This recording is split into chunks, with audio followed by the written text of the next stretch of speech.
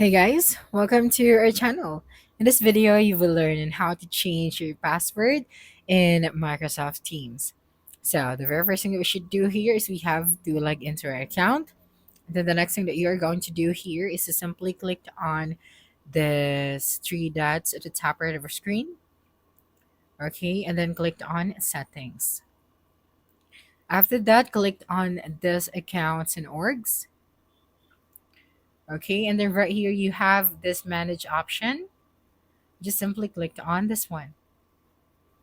Okay, and then after that you will be directed to your Microsoft web browser, and then right here just go to the security section. Okay, so just wait for a couple of seconds, and then here at the top you have this change password option, so just simply click on this one.